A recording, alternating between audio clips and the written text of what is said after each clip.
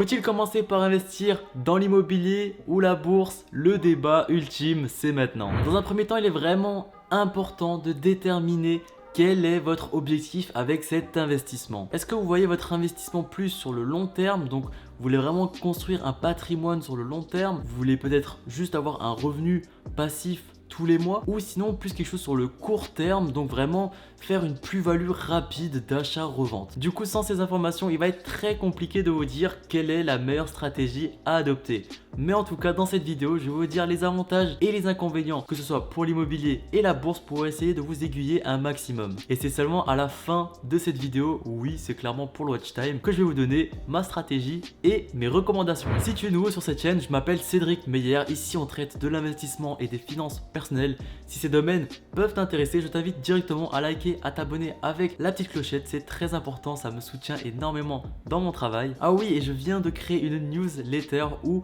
tous les mois, je vais essayer de détailler un point précis sur l'immobilier. Donc si ça peut t'intéresser, je t'invite directement à cliquer dans le lien dans la description et à t'inscrire. Trêve de blabla, allons directement au vif du sujet.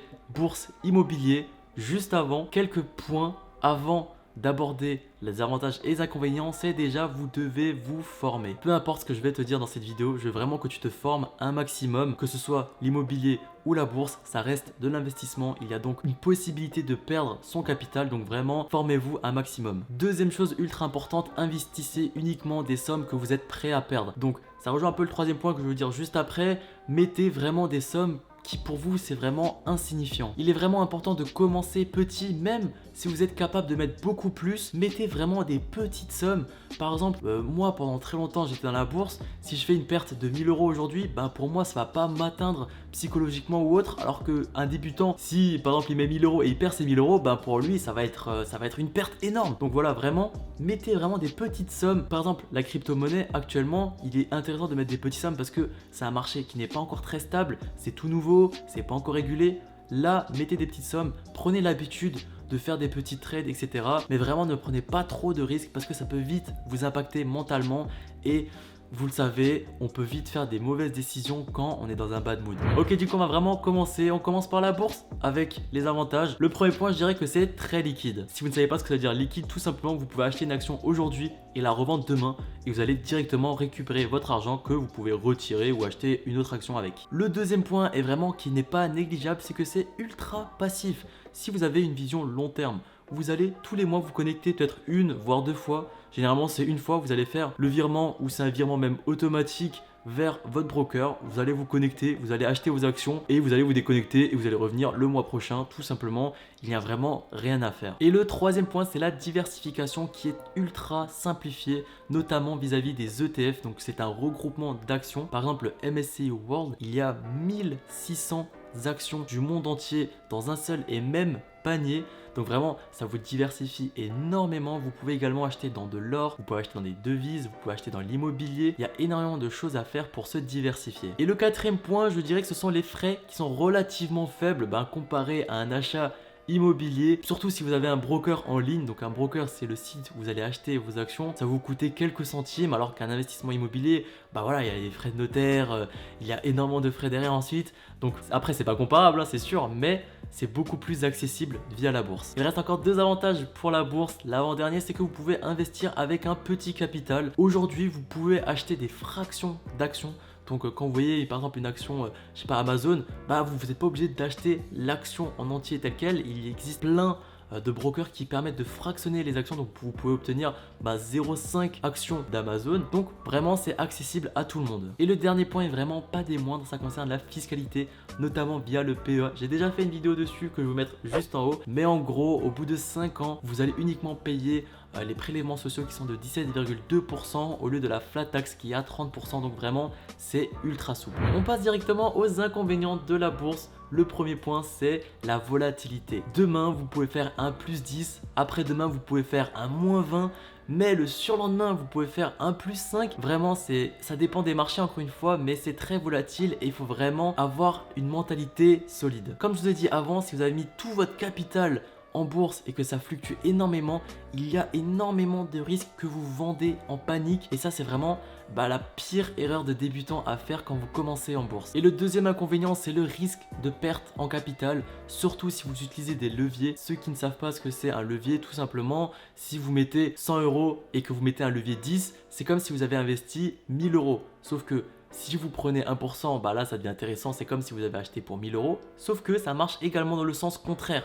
Donc vraiment, faites attention à ça, les leviers ça peut être vite dangereux. Alors que l'immobilier à côté, c'est quelque chose de plus tangible. Vous avez un appartement, c'est solide, à moins qu'il y ait vraiment une catastrophe naturelle qui tombe sur votre appartement, mais généralement vous allez retrouver son prix initial. Donc on a commencé un peu à parler d'immobilier, on va directement passer aux avantages. Donc comme je vous ai dit, l'immobilier c'est une valeur refuge, c'est quelque chose qui va durer, c'est quelque chose de solide, c'est tangible, ça va durer sur le long terme, donc ça c'est très rassurant quand vous investissez. Le deuxième point, ça concerne les revenus, donc c'est quelque chose de beaucoup plus stable, à moins que vous faites de l'achat-revente, mais généralement vous allez faire du locatif, tous les mois vous allez encaisser le loyer, donc c'est quelque chose de régulier. Certes, il y a de la vacance locative, votre locataire peut partir, etc. Mais en général, c'est rempli, le mec va payer, il n'y a pas de souci par rapport à ça. Ce que je veux dire, c'est surtout qu'il n'y a pas cette volatilité que vous retrouvez en bourse. Ici, c'est plutôt quelque chose de stable. Le troisième point, et je pense que c'est l'un des plus importants, c'est l'effet de levier que propose l'immobilier. C'est clairement de l'argent que vous n'avez pas, que vous pouvez emprunter, que vous allez utiliser comme levier. C'est un peu comme je vous ai dit juste avant avec la bourse. Donc, par exemple, vous avez 10 000 € sur votre compte, vous pouvez prendre un crédit à 100 000, vous mettez vos 10 000 en apport, donc ça vous fait vos 10%.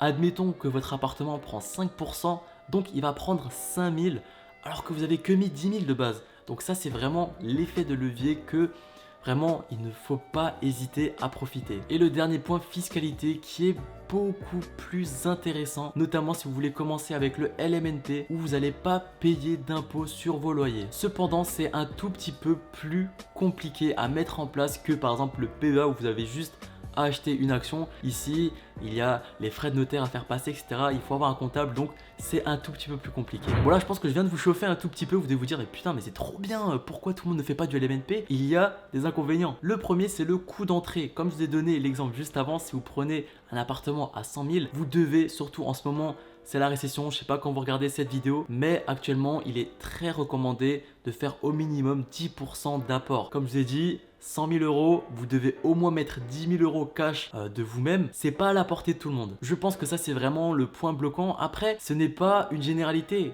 Comme dit, vous pouvez emprunter sans apport, vous pouvez faire des prêts in fine. Il y a énormément de possibilités, sauf que si vous commencez de zéro, généralement, le premier bien, vous devez mettre un apport. Mais comme dit, ce n'est pas une généralité.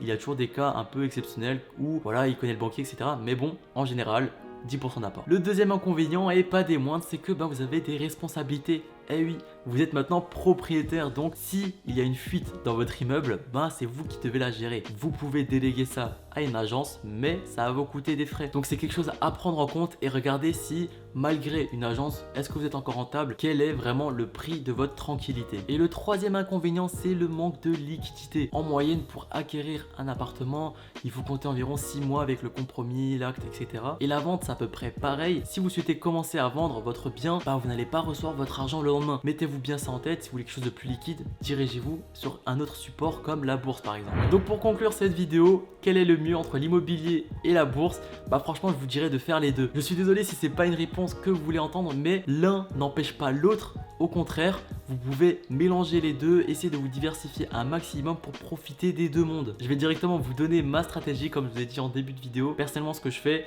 j'investis massivement en bourse et dès que je vois que ça monte, je revends un maximum pour me constituer l'épargne des 10% comme je vous ai dit juste avant pour l'immobilier et je fais ça en boucle. Donc je profite vraiment de la liquidité de la bourse pour me constituer rapidement de l'épargne pour l'immobilier. Comme ça, je construis un patrimoine sur le long terme avec l'immobilier. Encore une fois, ce n'est pas un conseil en investissement. Faites vraiment énormément de recherches. Tout dépend aussi de votre profil risque. Si vous êtes plutôt jeune, je pense qu'il peut être intéressant de prendre un petit peu plus de risques. Alors que si vous êtes un petit peu plus âgé, je pense que vous voulez plus quelque chose de solide, quelque chose de moins volatile. Mais encore une fois, tout dépend de votre profil d'investisseur. Si vous hésitez encore, sachez qu'il existe des personnes pour vous aider. Ça s'appelle des conseillers de patrimoine. Ils vont vous prendre votre situation, votre profil d'investisseur et ils vont tout simplement vous dire quelle est la meilleure stratégie à adopter pour vous. N'oubliez pas de me dire dans les commentaires qu'est-ce que vous préférez entre l'immobilier et la bourse ou autre, et surtout de me dire pourquoi. Ça me ferait vraiment plaisir de débattre un peu avec vous dans les commentaires. Je réponds vraiment à tout. Si cette vidéo vous a aidé, n'oubliez pas de liker et de vous abonner